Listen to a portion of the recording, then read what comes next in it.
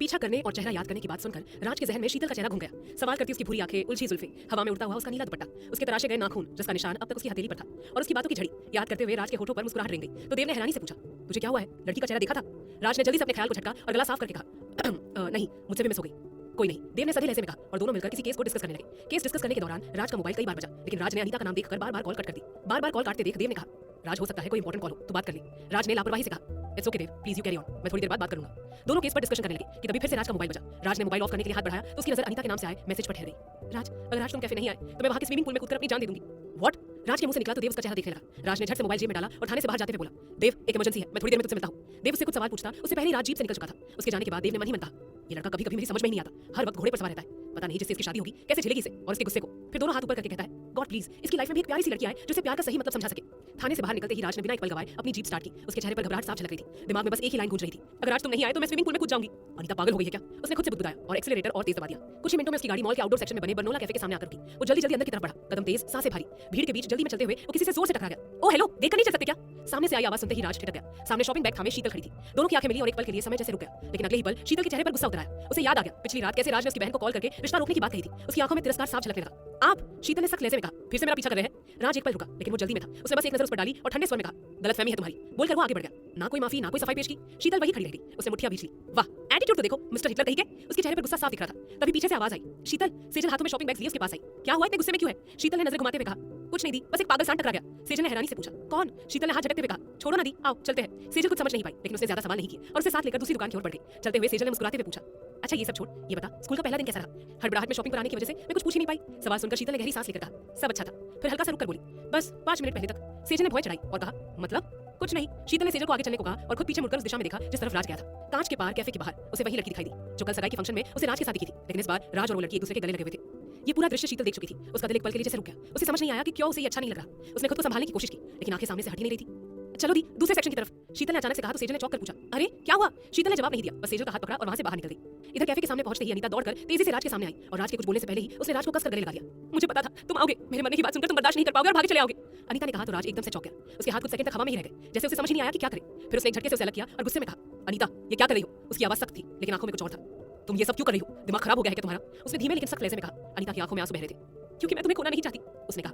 राज खामोश हो गया। उसका दिल अभी उसके लिए धड़क रहा था। ये सच था, लेकिन हालात बदल चुके थे। उसने अनीता से नजरें फेरी। अनीता ने आगे बढ़कर उसका हाथ थामना चाहा तो राज ने कदम पीछे खींच ली। अनीता ने रुंधी आवाज में कहा, राज प्लीज मुझसे नफरत मत करो। तुमसे दूर जाने पर ही मुझे एहसास हुआ कि मैं तुमसे कितना प्यार करती हूँ। तुम्हें अंकल को मनाने के लिए जितना वक्त लेना है ले लो, मैं इंतजार करने के लिए तैयार हूँ। इंतजार? राज ने टूटे शब्दों में कहा, अब कोई फायदा नहीं है इंतजार करने का। मैंने शादी नहीं करने का फैसला किया है। क्या? अनीता ने चौंक कर कहा, राज तुम ऐसा नहीं कर सकते, हमने जिंदगी साथ में जीने का ख्वाब देखा था। अनीता की बातों को अनसुना कर राज ने जाने के लिए कदम बढ़ाए कि तभी अनीता चक्कर खाकर नीचे गिरने को हुई। राज ने जल्दी से आगे बढ़कर बेहोश होती अनीता को थाम लिया। इंतजार? राज की आवाज टूट गई थी। अब कोई फायदा नहीं है इंतजार करने का, मैंने शादी नहीं करने का फैसला कर लिया है। राज? अनीता की आंखें भर आई, तुम ऐसा नहीं कर सकते, हमने साथ जीने के सपने देखे थे। राज ने उसकी बात जैसे सुनी ही नहीं, वो मुड़कर जाने लगा, लेकिन तभी अनीता लड़खड़ाई और बेहोश होकर गिरने लगी। अनीता! राज तुरंत पलटा और उसे थाम लिया। कुछ सेकंड के लिए सब कुछ ठहर गया। उसकी बाहों में वही लड़की थी जिससे वो आज भी प्यार करता था, लेकिन हालात ने उसे उससे दूर खड़ा कर दिया था। राज ने गहरी सांस ली और कहा, तुम क्यों आई हो वापस? उसने धीमे से खुद से कहा। दूसरी तरफ श्रीनिकेतन मॉल के रेस्टोरेंट में बैठी सेजल और शीतल खाना खत्म कर रही थी। इतने में सेजल का मोबाइल बजा। देव का नाम देखते ही उसने कॉल पिक की। हेलो देव, सेजल ने मुस्कुराकर कहा, कैसे हैं आप? मैं ठीक हूं, लेकिन पीछे इतना शोर क्यों है? देव ने पूछा तो सेजल ने जवाब दिया, वो मैं और शीतल मॉल आए थे शॉपिंग करने। टाइम देखा है? देव की आवाज थोड़ी सख्त हो गई। रात के 10 बजने वाले हैं। सेजल कुछ बोल पाती उससे पहले ही शीतल ने फोन लेकर हल्के फुल्के अंदाज में कहा, जीजू प्लीज हम बस निकल रहे हैं। देव ने जल्दी से कहा, वही रुको, मैं तुम दोनों को लेने आ रहा हूं। नहीं जीजू, शीतल ने जल्दी से कहा, मैंने कैब बुक कर दी है, 10 मिनट में आती होगी। सेजल को फोन दो। देव ने दूसरी तरफ से कहा तो शीतल ने मोबाइल सेजल को थमा दिया। जल्दी घर पहुंचो और मुझे कॉल करना। उसकी आवाज में चिंता छिपी थी। जी। सेजल ने धीमे से कहा, कॉल कट कर दी। तभी शीतल ने मोबाइल नोटिफिकेशन देखकर कहा, ओ नो, ये कैब भी कैंसिल हो गई थी। सेजल घबराने लगी और वो बोली, बिट्टू अब क्या करें? रिलैक्स दी, शीतल ने समझाया, दूसरी कैब मिल जाएगी। लेकिन जब 15 मिनट बीतने पर भी कैब बुक नहीं हुई तो सेजल ने बेचैनी से कहा, चलो ऑटो से चलते हैं। दी, आप तो पूरी वाइफ मोड में आ गई हो। शीतल ने मजाक किया और शॉपिंग बैग्स उठाकर मॉल के गेट के सामने खड़ी हो गई। कोई ना कोई टैक्सी तो जरूर मिल जाएगी, शीतल ने कहा। तभी एक गाड़ी धीरे से उसके सामने आकर रुकी। सेजल और शीतल ने हैरानी से एक दूसरे की तरफ देखा। गाड़ी का शीशा नीचे हुआ और एक लड़के की आवाज आई, मैडम कैब चाहिए? शीतल ने तुरंत मना किया, नहीं हम मैनेज कर लेंगे। लेकिन तभी दो और लड़कियों दोनों के पीछे से आकर खड़े हो गए। अरे मैडम, इतनी रात में अकेली कैसे जाएंगी? उनकी आवाज में नशा और बदतमीजी साफ थी। सेजल का हाथ ठंडा पड़ गया। शीतल ने मजबूत लहजे में कहा, हमने कहा ना नहीं चाहिए। लेकिन वो लोग पीछे हटने वाले नहीं थे। एक ने रास्ता रोक लिया और कहा, इतनी जल्दी क्या है, थोड़ा टाइम हमारे साथ भी। बैक ऑफ, शीतल ने तेज आवाज में कहा, पर अब माहौल खतरनाक हो चुका था। उनमें से एक ने शीतल का हाथ पकड़ने की कोशिश की और तभी एक तेज आवाज गूंजी, हाथ हटाओ। सबकी नजरें घूमी। सामने पुलिस की वर्दी में एसीपी राज खड़ा था। उसकी आंखों में गुस्सा था। समझ नहीं आया क्या? उसने एक लड़के का कॉलर पकड़ लिया। किसी लड़की को छूने से पहले सोचना चाहिए। उसकी आवाज इतनी ठंडी थी कि अगले ही पल सब पीछे हट गए। चलो निकलो यहाँ से।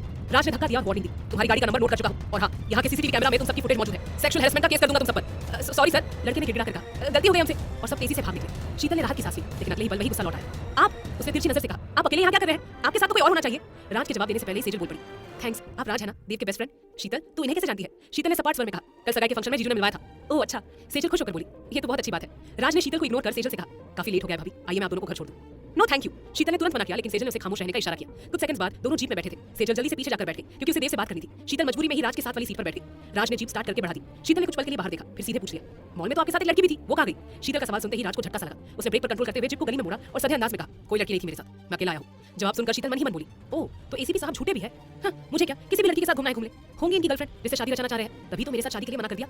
फिर जैसे मन में आते ख्यालों को झटक कर बड़बड़ाई, क्या सोच रही है शीतल? शादी और इस खलनायक से? बिल्कुल भी नहीं। तू इन सब बातों पर ध्यान मत दे और अपने करियर पर फोकस कर। शीतल को खामोश देख राज ने राहत की सांस ली। अनीता के बेहोश होने पर वो खुद परेशान हो गया था। पास के हॉस्पिटल में उसे एडमिट करवाया और प्रोसीजर पूरा करने में देर हो गई। वो वापस लौटा ही था कि उसे याद आया कि कैफे में वो अपनी आईडी छुड़ाया है। आईडी लेकर वो वापस निकल ही रहा था, तब उसने शीतल और सेजल को मुसीबत में फंसे देखा। पीछे बैठी सेजल ने देव को कॉल किया, लेकिन देव ने कॉल रिसीव करने के बजाय बस इतना मैसेज भेजा, घर पहुंच गई हो तो रेस्ट करना, कल बात करेंगे, गुड नाइट। उस मैसेज से सेजल को देव की नाराजगी का एहसास हो रहा था। उसकी आंखें डबडबाने लगी। उसने मोबाइल पर्स में डाल दिया और सिर थामकर बैठ गई। लगभग 20 मिनट बाद राज ने जीप माहेश्वरी हाउस के सामने रोकी। शीतल शॉपिंग बैग संभालते हुए नीचे उतरी और सेजल को आवाज दी, चलिए दी। राज ने तीखे लहजे में कहा, ओ हेलो, थैंक यू तो बोल दो कम से कम। शीतल ने कंधे उठकर कहा, आप खुद मदद के लिए आए थे, हमने नहीं बुलाया था। हाँ, दी जरूर अपने इस देवर को प्यार से थैंक यू बोल देंगी। दी। पुकारते हुए शीतल जीप के पीछे आई और उसी वक्त राज को शीतल की घबराहट भरी आवाज सुनाई दी, एसीपी सर, दी बेहोश हो गई है। इतना सुनते ही राज नीचे उतरकर तेजी से पीछे आया। सीट पर औंधे गिरी सेजल को देख शीतल और राज दोनों की सांसें पल भर को थम गई। अगले एपिसोड्स 12 AM पर फ्री मिलेंगे, लेकिन अगर इंतजार नहीं करना तो सिर्फ ₹149 में प्रीमियम लेकर सभी एपिसोड्स अभी अनलॉक करें। अभी चूज करें।